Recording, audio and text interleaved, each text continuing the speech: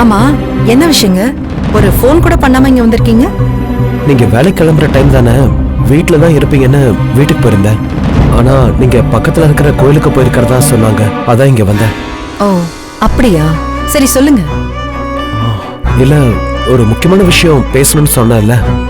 ஆமா, நீங்களும் சொல்லணும் சொல்லணும்னு சொல்லிக்கிட்டே தான் இருக்கீங்க. இன்னைக்காச்சும் சொல்லுவீங்களா? கண்டிப்பா சொல்லியே ஆகணும்.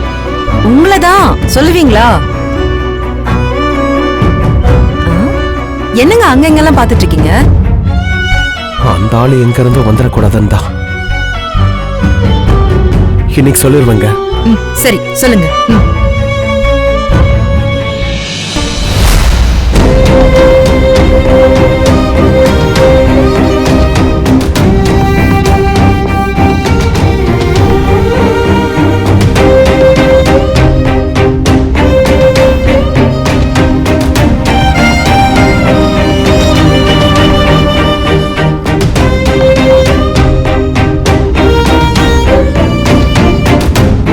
எதையோ சொல்லணும்னு சொல்லிட்டு எதுவுமே சொல்லாம நின்னுட்டு இருக்கீங்க.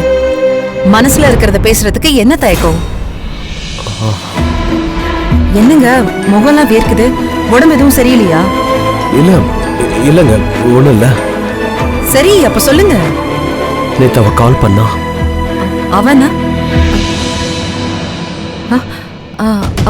புரியுது, மேல சொல்லுங்க. திவ்யாவை என்கிட்ட கொடுத்துருன்னு மிரட்டுறா. இப்ப கூட வக்கீல் வீட்டுக்கு வந்திருந்தாங்க. அம்மா நேரா வந்து குழந்தைய கேட்டா சிக்கல் நமக்கு தான்.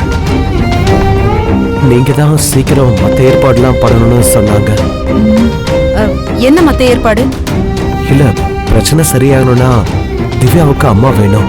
நம்ம 2 பேரும் இப்ப கல்யாணம் பண்ணலனாலும் பரவாயில்ல, சீக்கிரம் நம்மள ரெஜிஸ்டர் மேரேஜ் பண்ணிக்க சொல்றாங்க.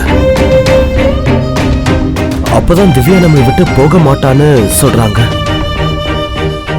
எனக்கு இதை விட்டா வேற வழி இருக்கிற மாதிரி தெரியல. நீங்க என்ன சொல்றீங்க? நான் என்ன சொல்றதுன்னே தெரியலங்க. நம்ம 2 பேருமே கட்டாயத்தின் பேர்ல தான் இந்த கல்யாணத்துக்கே சம்மதிச்சிருக்கோம். ஆனாலும் உங்களுக்கு இந்த கல்யாணம் எவ்வளவு அவசரம்னு எனக்கு புரியுது. அது கூட திவ்யாவுக்காக தான். உங்களுக்கு இதுல என்ன மாதிரி விருப்பம் இல்லைன்னு எனக்கு தெரியும். அப்படி இல்லைங்க. இந்த கல்யாணம் திவ்யாக்காக மட்டும் இல்ல, எனக்கும் விருப்பம்தான்.